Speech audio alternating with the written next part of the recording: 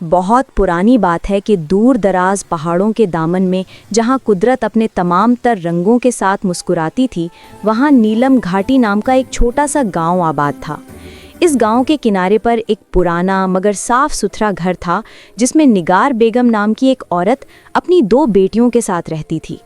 ان 2 بیٹیوں میں زمین اور آسمان کا فرق تھا۔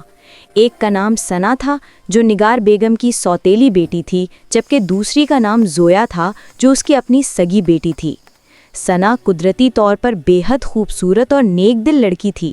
اس کی آنکھوں میں معصومیت اور چہرے پر ہمیشہ ایک نرم سی مسکراہٹ رہتی تھی، باوجود اس کے کہ وہ صبح سورج نکلنے سے لے کر رات گئے تک گھر کا سارا کام کرتی تھی۔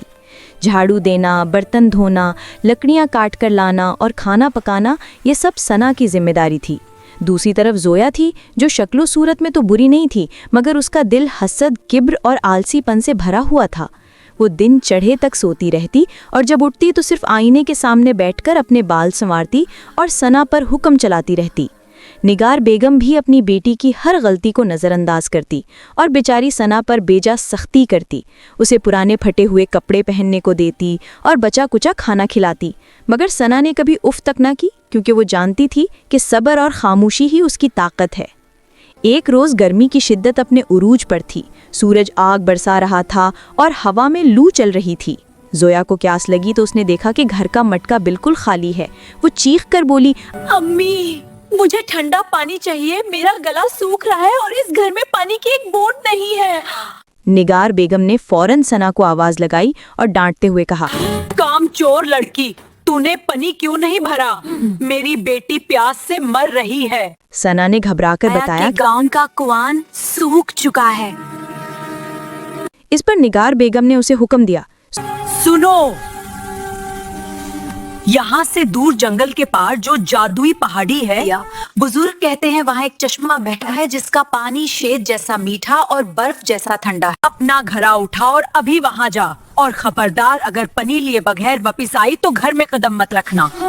ثنا وہ راستہ جانتی تھی جو خطرناک جنگل سے ہو کر گزرتا تھا، مگر اس کے پاس کوئی چارہ نہ تھا۔ اس نے خاموشی سے اپنا ٹوٹا ہوا گھڑا اٹھایا اور چلچلاتی دھوپ میں ننگے پاؤں سفر پر نکل پڑی۔ راستہ بے حد دشوار گزار تھا، کانٹوں اور پتھروں نے ثنا کے پاؤں زخمی کر دیے تھے۔ چلتے چلتے جب وہ جنگل کے بیچ میں پہنچی تو اسے راستے کے کنارے ایک سوکھا ہوا پرانا درخت دکھائی دیا جس کی ٹہنیاں پانی کی کمی سے مرجھا چکی تھیں۔ جیسے ہی ثنا وہاں سے گزرنے لگی، درخت نے ایک کمزور سی آواز میں پکارا، اے نیک بچی، رکو، مجھے صدیاں بیت گئی ہیں پانی پیے ہوئے، میری جڑیں سوکھ گئی ہیں، کیا تم اپنے گھڑے میں میرے لیے تھوڑا پانی لا سکتی ہو؟ ثنا کو خود شدت کی پیاس لگی تھی اور اسے جلدی بھی تھی، مگر اس نے درخت کی تکلیف کو اپنی تکلیف سمجھا۔ اس نے بڑے پیار سے کہا، بابا درخت، میرا گھڑا ابھی خالی ہے، لیکن میں وعدہ کرتی ہوں کہ واپسی پر آپ کے لیے پانی ضرور لاؤں گی۔ یہ کہہ کر ثنا نے درخت کے تنے یعنی ٹرنک کے ارد و گرد سے بھاری پتھر ہٹائے اور مٹی کو نرم کیا تاکہ اس کی جڑیں سانس لے سکیں۔ درخت نے شکریہ کے طور پر اپنے مرجھائے ہوئے پتوں سے اسے ٹھنڈی ہوا دی۔ تھوڑا آگے گئی تو اسے ایک زخمی کتا ملا جو کانٹوں کی جھاڑی میں پھنسا درد سے کراہ رہا تھا۔ ثنا نے بنا کسی گھن کے اپنا دوپٹہ پھاڑا اور کتے کے زخمی پیر پر پٹی باندھی اور اسے گود میں اٹھا کر چھاؤں میں بٹھایا۔ کتے نے اپنی دم ہلا کر اس کا شکریہ ادا کیا اور ثنا اپنی منزل کی طرف بڑھ گئی۔ آخر کار تھکی ہاری ثنا اس جادوئی چشمے تک پہنچ گئی۔ پانی چاندی کی طرح چمک رہا تھا اور اس کی ٹھنڈی پھوار نے ثنا کی تھکاوٹ دور کر دی۔ جیسے ہی وہ گھڑا بھرنے کے لیے جھکی، وہاں اچانک فضا بدلی اور ایک نہایت بوڑھی، کمزور اور میلے کچیلے کپڑوں میں لپٹی ہوئی عورت ظاہر ہوئی۔ وہ کھانستے ہوئے بولی، بیٹی، میں بہت بوڑھی اور بے سہارا ہوں، میرے ہاتھ کانپ رہے ہیں، کیا تم مجھے اس چشمے سے تھوڑا پانی پلا سکتے؟ اور کیا تم میرا منہ دھو دو گی؟ میں بہت گندی ہو رہی ہوں۔ ثنا کا دل پگھل گیا۔ اس نے ایک لمحے کے لیے بھی ناک نہیں سکوڑی اور نہ ہی یہ سوچا کہ یہ عورت کتنی گندی ہے۔ اس نے فوراً اپنا گھڑا بھرا اور بڑے ادب سے اس بوڑھی عورت کو پانی پلایا، پھر اپنے نرم ہاتھوں میں پانی لے کر اس کا چہرہ اور ہاتھ دھلائے۔ ثنا نے کہا، ماں جی، آپ یہاں اکیلی کیسے رہتی ہیں؟ اگر آپ چاہیں تو میں آپ کے کپڑے بھی دھو دوں۔ जैसे ही सना ने ये हमदर्दाना जुमला कहा, एक हैरत अंगेज वाक़या पेश आया। वो बूढ़ी औरत अचानक रोशनी के एक गोले में तब्दील हो गई और जब रोशनी हटी तो वहाँ एक निहायत खूबसूरत और पुरवकार परी खड़ी थी, जिसके परों से सितारे झड़ रहे थे। परी ने मुस्कुराते हुए कहा, मैं तुम्हारा इम्तिहान ले रही थी।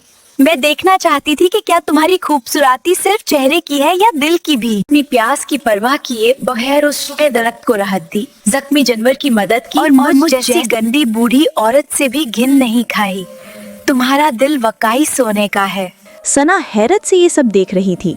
परी ने आगे कहा, मैं तुम्हें ये इनाम देती हूँ कि आज के बाद जब भी तुम अपनी ज़बान से कोई लफ्ज़ अदा करोगी, तुम्हारे मुंह से खुशबूदार फूल, चमकते हीरे और नयब मोती झरेंगे। तुम्हारी हर बात तुम्हारे लिए और दूसरों के लिए खुशियाँ लाएगी। ये कहकर परी गायब हो गई। सना ने खुशी खुशी वापसी का रास्ता लिया, दरख्त और कुत्ते को पानी पिलाया और घर पहुंची। जब वो घर पहुंची तो शाम हो चुकी थी। निगार बेगम दरवाजे पर गुस्से में खड़ी थी और जोया मुंह बनाए बैठी थी। निगार बेगम ने चिल्लाकर कहा, इतनी देर लगा दी, कहाँ मर गई थी? सना ने डरते हुए जवाब दिया, अम्मी जान, मुझे माफ कर दीजिए, रास्ता बहुत लंबा था और मैं रास्ते में रुक गई थी। जैसे ही सना ने ये जुमला कहा, कमरे में चन चन की आवाज आई। उसके मुंह से 2 सुर्ख गुलाब और 3 चमकदार सोने के सिक्के जमीन पर गिरे।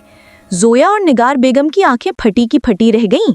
जोया चीखी, अम्मी देखो, सोना, असली सोना। निगार बेगम ने लपक कर सिक्के उठाए और उन्हें दांतों से काट कर देखा। जब उन्हें यकीन हो गया कि ये असली सोना है तो उन्होंने सना से पूछा। सना ने सच्ची कहानी सुना दी और जितनी देर वो बोलती रही, फर्श हीरों, मोतियों और फूलों से भरता चला गया। लालच ने निगार बेगम की आंखों पर पर्दा डाल दिया। उसने सोचा, अगर सना को इतना कुछ मिला है तो मेरी बेटी जोया, जो कि मेरी नज़र में शहजादी है, उसे तो इससे भी ज़्यादा मिलेगा। उसने फौरन जोया को तैयार किया, बेहतरीन कपड़े पहनाए, हाथ में केक और मीठा शरबत दिया और समझाया, मेरी बेटी, वहाँ जाना और उस परी से खूब सारी दौलत मांगना, और खबरदार, अपना खाना पीना किसी को मत देना। जोया गुरूर में गर्दन अकड़ कर चली गई। जब वो जंगल में पहुंची तो वही सूखा दरख्त मिला।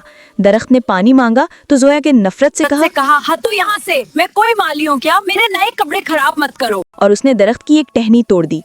आगे वही कुत्ता मिला जिसने खाना मांगा तो जोया ने उसे ठोकर मारी और कहा, दूर हो जाओ गंदे जानवर। और अपना केक खुद खा गई। जब जोया चश्मे पर पहुंची तो परी वहां मौजूद थी, मगर इस बार परी ने बूढ़ी औरत का नहीं बल्कि एक अमीर शहजादी का रूप धार रखा था। जोया ने सोचा कि ये कोई अमीर लड़की है, इससे दोस्ती करूंगी तो फायदा होगा। परी यानी शहजादी के रूप में बोली, मैं बहुत प्यासी हूँ और मेरे पास पानी निकलने के लिए कुछ नहीं है, क्या तुम मुझे अपने घड़े से पानी पिलाओगी? जोया, जो कि असल में बदतमीज और खुदगर्ज थी, अपनी असलियत न छुपा सकी और बोली, क्यों? तुम्हारे पास हाथ नहीं है? मैं यहाँ पानी लेने आई हूँ, तुम्हारी नौकरानी नहीं हूँ कि तुम्हें पानी पिलाती फिरूं। खुद पियो और मेरे रास्ते से हटो। जोया ने धक्का देकर अपना घड़ा भरा। परी का चेहरा गुस्से से सुर्ख हो गया और वो अपने असली रूप में आ गई। उसने जोया की आंखों में आंखें डालकर कहा, तुम्हारे अंदर ना रहम है, ना तमीज और ना ही लिहाज। तुमने दरख्त को दुख दिया, जानवर को मारा और अब मुझसे बदतमीजी की। तुम्हारा दिल कला है और जबान जहरीली। जाओ, क्योंकि तुम्हारी जबान जहर उगल रही है। आज के बाद जब भी तुम बोलोगे, तुम्हारे मुंह से वही निकलेगा जो तुम्हारे दिल में है, गंदगी, जहर और तकलीफ। जोया घबरा कर वहां से भागी और घर पहुंची। निगार बेगम बेसब्री से इंतजार कर रही थी। जैसे ही जोया दरवाजे से दाखिल हुई, निगार बेगम खुशी से नाची, आ गई मेरी राजकुमारी, जल्दी बोल क्या लाई है? हीरे जवाहरात। जोया सांस फूले हुई हालत में बोली, अम्मी, और बहुत बुरी थी। जैसे ही जोया बोली, उसके मुंह से हीरे नहीं बल्कि 2 मोटे लिसलिसे मेंढक और एक काला सांप फुदक कर बाहर निकला। निगार बेगम खौफ से चीख पड़ी। जोया रोने लगी, अम्मी मुझे डर लग रहा है। और जितना वो बोलती उतने ही बिच्छू, सांप और कीड़े उसके मुंह से गिरते। देखते ही देखते उनका घर सांपों और मेंढकों से भर गया। बदबू और गंदगी इतनी बढ़ गई कि निगार बेगम और जोया को अपना ही घर छोड़कर भागना पड़ा। वो जिस गांव में भी जाते, लोग उन्हें देखकर दरवाजे बंद कर लेते, क्योंकि जोया के बोलने से गंदगी फैलती थी। वो दोनों दर बदर की ठोकरें खाने पर मजबूर हो गए। दूसरी तरफ सना की नेक दिली और उसके मुंह से गिरने वाले मोतियों ने उनकी जिंदगी बदल दी। उसने उन हीरों से सिर्फ अपना घर नहीं संवारा, बल्कि पूरे गांव की मदद की, गरीबों को खाना खिलाया और बीमारों का इलाज करवाया। उसकी खूबसूरती और नेक नामी की खबर जब बादशाह तक पहुंची तो उसने अपने बेटे की शादी सना से करवा दी। सना एक महल में रहने लगी जहां वो हमेशा खुश रही, मगर उसने कभी अपने असल वेवर यानी कि अच्छाई, आजिज़ी और प्यार को नहीं छोड़ा।